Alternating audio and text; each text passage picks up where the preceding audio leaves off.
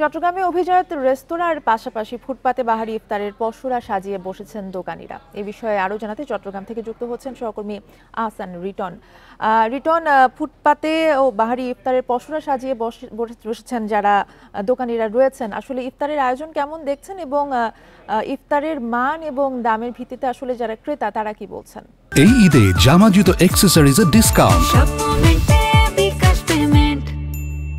চট্টগ্রামে যে সমস্ত অভিজাত হোটেলগুলো রয়েছে সেখানে আপনি জানেন যে আসলে তাদের শত পদের ইফতার আইটেম পর্যন্ত তারা সেখানে রাখেন। আমরা দেখছি এর পাশাপাশি চট্টগ্রামের যে সমস্ত ছোটোখাটো হোটেল আছে, রেস্টুরেন্ট আছে এবং ফুটপাত পর্যন্ত তারা আসলে তাদের সামর্থ্য অনুযায়ী যে ইফতার সেগুলো তারা পসরা সাজিয়ে বসেছে। এবং আমরা দেখছি সময় যতই ঘনাচ্ছে ততই আসলে একজন দুজন করে কাস্টমার আসা শুরু করেছে এবং কিছুক্ষণের পরে মধ্যে আমরা দেখব যে আসলে গ্রাহকদের উপচে পড়ার যে বিষ সেটি শুরু হবে।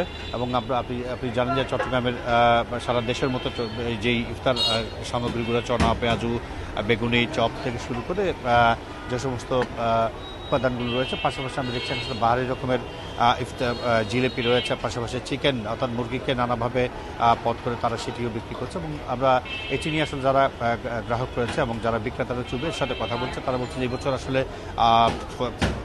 সবজির দাম কিছুটা কম থাকে, মুরগির দামও বেশ বলা যেতে পারে যে গতবারের তুলনায় কম রয়েছে এবং সেই কারণে তারা নানা নিজেদের মনের মাধুরী মিশিয়ে আসলে তারা আসলে ইফতার সামগ্রীগুলো তারা বিক্রি করছেন। এবং তারা বলছেন যে আসলে ক্রেতাদের পক্ষ থেকে তারা এখনো পর্যন্ত কোনো রকমের অভিযোগ পাননি যে কোনো ইফতার আইটেম কিছুটা মন্দ কিছুটা ভালো এরকম। আমরা আসলে এটি নিয়ে দেখছি যে জেলা প্রশাসন এবং ভোক্তাধিকার পক্ষ থেকে প্রতিদিন চট্টগ্রামের বিভিন্ন বাজারগুলো যেভাবে আসলে চষে বেড়ানো হচ্ছে, অর্থাৎ কোথাও কোনো রকমের ভেজাল পণ্য কেউ যদি বিক্রি করে থাকে সেই বিষয়টিকে মাথায় রেখে তারা আসলে তাদের যে অভিযান সেটি চালাচ্ছে। এবং সে কারণে আমরা দেখছি যে ক্রেতা এবং বিক্রেতা উভয়ের মধ্যে এক ধরনের স্বস্তি এই মুহূর্তে বইছে। তবে তারা যেটি বলছেন সেটি হচ্ছে অসাধু চক্র যেহেতু প্রতিনিয়ত ঘাটতি মেরে থাকে, তারা আসলে চাইলেই যে কোনো মুহূর্তে আসলে তারা আবার বাজার অস্থির করতে পারে।